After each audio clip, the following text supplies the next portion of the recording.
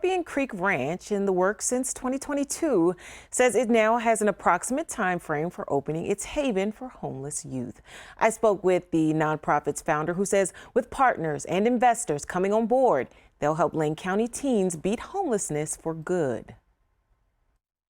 Lane County Human Services estimates 5,000 homeless people in the county as of February, and hundreds are youth under the age of 18. By this winter, Katie Brown, founder of Scorpion Creek Ranch, says the one-stop shop for homeless teens in the county will begin shaving those numbers.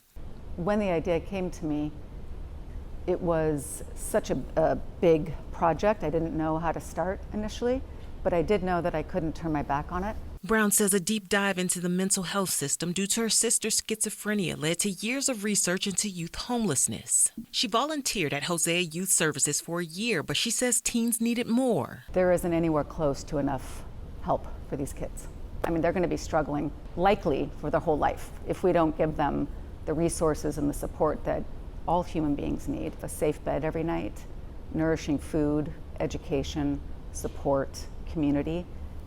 This is what children need if we expect them to be able to be stable, happy adults. The SCR team held a community gathering in Springfield in January, bringing together the mayors of Springfield and Eugene and community members. Now, with more investors at the table, there's a push to get the project done next winter, which means reaching a $6 million goal. Between my husband Ron and I, we know a lot of people in the community that are interested and want to be a part of activities that are helping our area. Teach them skills that are going to make them, better community members. SCR would be home to up to 20 teens at a time in rural Lane County. Brown says Lorraine is a primary location considered for the ranch to temporarily remove the triggers of urban life. Once open, the aim would be turning the pilot into a scalable blueprint. The spike in homeless youth cannot be ignored, and we cannot expect these kids to find what they need in systems that were built for adults. During a teen's 6 to 24 month stay, they'll attend classes on site. SCR has secured partners to provide teen referrals like Looking Glass and Connected Lane County. 19-year-old Amaya Varble says she's navigated homelessness since 16, but is now under Brown's mentorship. I think that she's definitely helped me feel more grounded within myself.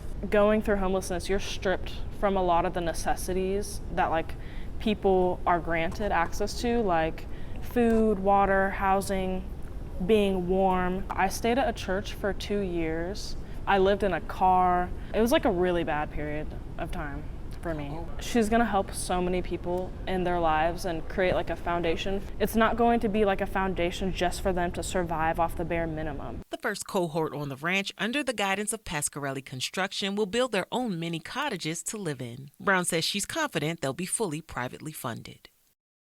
Now, SCR does have limits on the teens it will accept, with teens heavily addicted to street drugs, those with severe mental illnesses, violent tendencies, or a sexual assault record being prohibited.